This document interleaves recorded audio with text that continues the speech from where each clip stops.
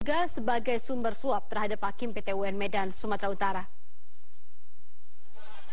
Gatot dan Evi ditetapkan sebagai tersangka setelah KPK mengumpulkan bukti dari pemeriksaan saksi. Pemeriksaan saksi ini juga dikuatkan berdasarkan rekaman sadapan telepon yang mengarah pada Gatot dan Evi sebagai sumber pendanaan suap. Dalam keterangannya melalui pesan singkat berantai, pimpinan pelaksana tugas KPK yaitu Indrianto Seno Aji menyebutkan bahwa KPK telah menerbitkan surat perintah penyidikan sprindik dengan menetapkan Gatot dan Evi sebagai tersangka. Gatot dan Evi diduga berperan memberikan suap kepada pengacara senior OC Kaligis yang kemudian diteruskan kepada Hakim PT UN Medan. Sebelumnya KPK juga sudah menetapkan OC Kaligis bersama dengan bawahannya Gary, Hakim PT UN dan juga seorang panitera dalam kasus yang sama.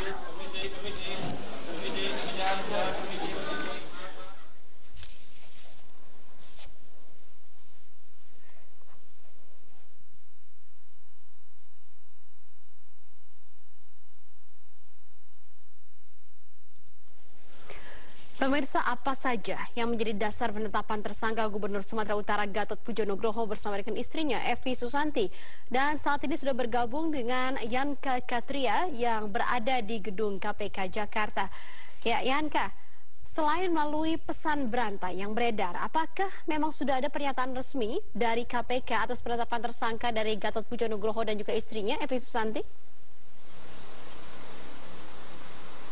Prita, sampai dengan saat ini kami wartawan belum mendapatkan informasi pasti dari para pimpinan KPK terkait dengan penetapan Gatot dan Evi Susanti sebagai tersangka kasus suap PT UN di Medan, Sumatera Utara. Informasi yang kami dapatkan hanya tadi pukul 6.30 sore beredar pesan singkat di kalangan wartawan. Dan dalam pesan itu sendiri tertulis dengan menetapkan Gubernur Sumatera Utara Gatot Pujo Nugroho dan Evi Susanti sebagai tersangka. Dan semua ini berdasarkan pengembangan dan pendalaman dari pemeriksaan saksi-saksi yang ada, juga perolehan alat bukti lainnya. Pesan singkat ini dikonfirmasi oleh Indrianto Seno Aji sendiri selaku pelaksana tugas sementara Wakil Ketua KPK. Dan dengan ini Gubernur Sumatera Utara Gatot Pujo Nugroho beserta istri Evi Susanti resmi ditetapkan tersangka oleh KPK terkait kasus dugaan suap 3 hakim pengadilan tata usaha negara di Kota Medan. Dan sampai saat ini pun belum ada tanda-tanda bahwa akan diadakan konferensi pers atau keterangan untuk wartawan sendiri dari pihak KPK. Dan sampai dengan saat ini kami juga masih menunggu konfirmasi dari KPK langsung apakah terkait dengan penetapan Gatot dan Evi sebagai tersangka.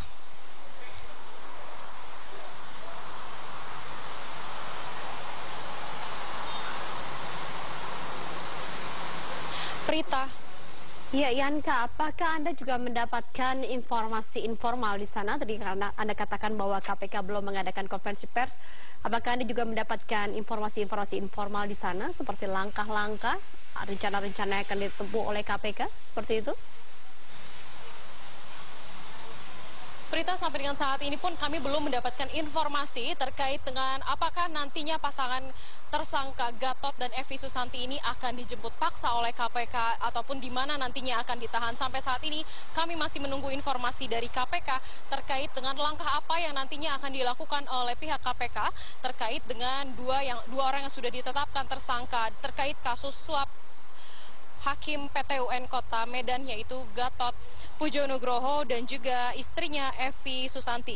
Dan jika bisa dijabarkan pasal-pasal yang dilanggar oleh Gatot saat ini sudah diduga melanggar pasal 6 ayat huruf A dan pasal 5 ayat 1 huruf A atau huruf B dan juga pasal 13 Undang-Undang Nomor 31 Tahun 1999 sebagaimana diubah di Undang-Undang Nomor 20 Tahun 2010 Jungto dan juga pasal 64 ayat 1 Jungto dan pasal 55 ayat 1 KUHP. Prita. Yanka, lantas bagaimana dengan hasil pemeriksaan dari Kepala Biro Keuangan Medan? Prita, tadi baru saja keluar sekitar 1 jam yang lalu yaitu Fuad Lubis yang merupakan Kabiro Keuangan di Provinsi Sumatera Utara tadi baru saja keluar, dan setelah penyelidikan oleh KPK, Fuad Lubis sendiri ditanya 30 pertanyaan, dan 30 pertanyaan ini memakan waktu hingga 9 jam.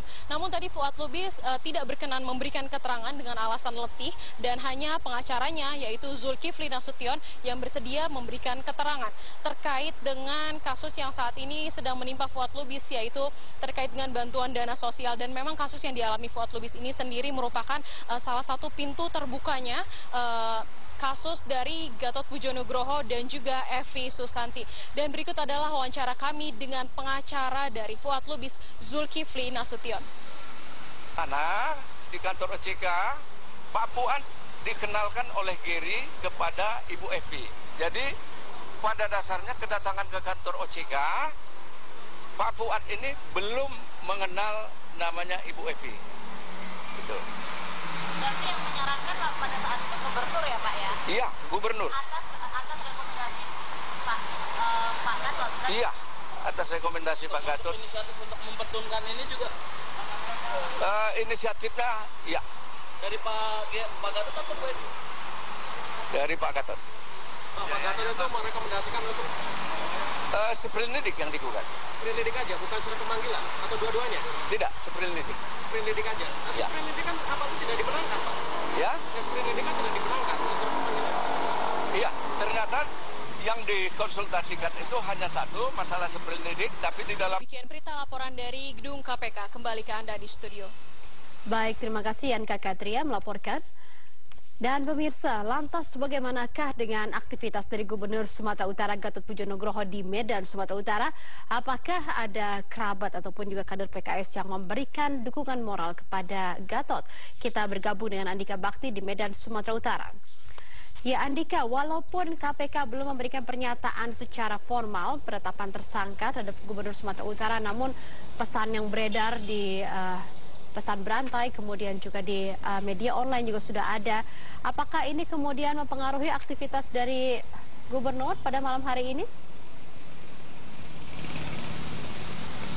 Berita dari pantauan kami memang belum ada aktivitas apapun yang berlangsung di rumah dinas Gubernur Sumatera Utara Gatot Pujo Nugroho yang terletak di Jalan Sudirman nomor 41 Kota Medan ini.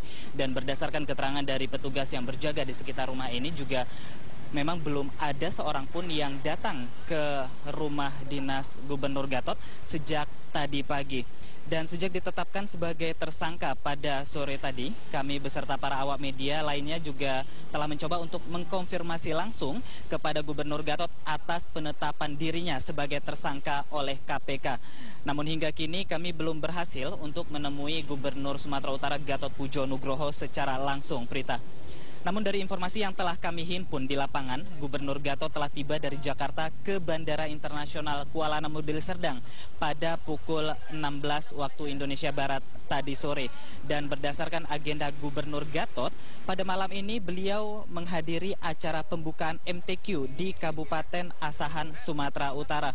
Dan setelah tim kami menunggu kedatangan Gubernur Gatot, ia dilaporkan tiba di Kabupaten Asahan pada pukul 21:15 waktu Indonesia Barat tadi. Dan ia dilaporkan datang bersama istri pertamanya, yakni Sutias Handayani. Namun hingga detik ini, Prita, tidak seorang pun selain panitia yang diperbolehkan untuk menghampiri Gubernur Gatot Pujo Nugroho.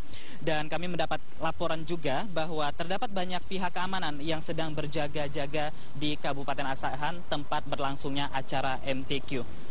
Dan pasca ditetapkannya Gubernur Gatot sebagai tersangka, saat ini sejumlah petinggi DPW PKS Sumatera Utara juga sedang menggelar rapat di kantornya yang terletak di Jalan Kenanga Raya nomor 41 Medan Sunggal. Dan belum diketahui apakah agenda rapat yang digelar ini berkaitan dengan kasus Gubernur Gatot atau tidak, Prita. Dan hingga kini belum juga dapat dipastikan apakah nantinya ada bantuan hukum dari DPW PKS Sumut atas kasus yang menimpa politikus partai tersebut. Dan seperti yang telah diinformasikan sebelumnya, Gubernur Gatot ditetapkan sebagai tersangka bersama istri Evi Susanti atas kasus suap hakim PT UN Medan. Dengan ditetapkannya Gubernur Gatot dan istrinya Evi Susanti sebagai tersangka, berarti telah menambah daftar panjang tersangka dalam kasus suap kali ini, Prita. Pertama sekali KPK menetapkan 3 hakim dan 1 panitera PT UN serta 1 pengacara sebagai tersangka. Selanjutnya KPK juga menetapkan tersangka pada pengacara senior OC Kaligis yang selanjutnya diikuti oleh Gubernur Gatot dan istrinya Evi Susanti sebagai tersangka. Namun dapat disimpulkan, Prita, ini adalah kali kedua Gubernur Sumatera Utara terjerat kasus korupsi secara berturut-turut. Sebelumnya, Samsul Arifin yang merupakan Gubernur Sumatera Utara periode 2008-2011 juga dicopot dari jabatannya setelah terbukti melakukan korupsi terhadap anggaran pendapatan belanja daerah Kabupaten Langkat yang merugikan negara hingga 99 miliar rupiah. Prita. Baik, terima kasih Andika Bakti melaporkan dari Medan, Sumatera Utara. Pemirsa, pemeriksaan yang dijalani Gubernur Sumatera Utara Gatot Pujo Nugroho merupakan bagian dari pengusutan kasus suap yang melibatkan Hakim Pengadilan Tata Usaha Negara Medan. Warga Medan pun mengungkapkan pendapatnya tentang dugaan keterlibatan tersebut. Disinilah mulanya Gubernur Sumatera Utara Gatot Pujo Nugroho dilirik oleh Komisi Pemberantasan Korupsi. Awalnya KPK hanya menahan 3 orang hakim, 1 panitera, dan 1 orang pengacara yang saat ini telah ditetapkan sebagai tersangka. Pemeriksaan terhadap Gubernur Gatot bermula dari perkara korupsi terkait dana bantuan sosial yang melibatkan sejumlah pejabat di Pemprov Sumatera Utara. Kasus korupsi yang ditangani oleh Kejaksaan Agung itu kemudian digugat oleh Pemprov Sumut. Pemprov Sumut kemudian menyewa jasa OC Kaligis untuk menggugat surat perintah penyelidikan Kejaksaan Tinggi Sumut ke PT UN Medan. Dalam proses gugatan ke PT UN Medan itulah, KPK kemudian membongkar dugaan praktik penyuapan dari Pemprov terhadap Hakim PT UN Medan. Menanggapi hal ini, sejumlah masyarakat menilai bahwa langkah KPK sudah tepat dan berharap kasus yang menimpa orang nomor 1 di Sumut tersebut segera diselesaikan. Kalau ini kemudian peristiwa ini terjadi sama seperti 5 tahun yang lalu terhadap kasus Samsul Arifin waktu itu menjadi gubernur, saya pikir ini luar biasa kasus yang dalam waktu kurang lebih 1 dekade itu melibatkan 2 gubernur. Kalau memang ini benar ya. Saya kira itu beban yang paling besar bagi Gatot sendiri, bukan hanya sebagai pribadi, namun dia menjadi beban bagi publik, masyarakat di Sumatera Utara yang secara mayoritas memilihnya ketika itu, bila mana terbukti. Namun bila mana itu tidak terbukti, saya kira Gatot juga perlu mendapatkan sebuah proses pengembalian nama yang baik. Diharapkan juga hasilnya lebih transparan, apa yang kegiatan-kegiatan beliau kemarin yang. Selain memeriksa Gatot sebagai saksi, KPK juga memeriksa istri muda Gatot, Evi Susanti. Gatot dan Evi seharusnya diperiksa KPK pada Jumat lalu, namun keduanya meminta penundaan pemeriksaan hingga Senin ini. Peran Gatot dan Evi dalam kasus dugaan suap ini belum dapat dipastikan hingga KPK mengungkapkannya ke publik. Sejak mendapat surat panggilan dari Komisi Pemberantasan Korupsi, Gubernur Sumatera Utara Gatot Pujo Nugroho memang sulit dijumpai, baik itu di rumah pribadi, di rumah dinas, ataupun di kantornya yang terletak di Jalan Diponegoro, Kota Medan ini. Namun Sekretaris Daerah Hasban Ritonga mengatakan ketidakhadirannya Gatot Pujo Nugroho ke kantornya ini belum berdampak kepada aktivitas perkantoran yang saat ini masih berjalan normal.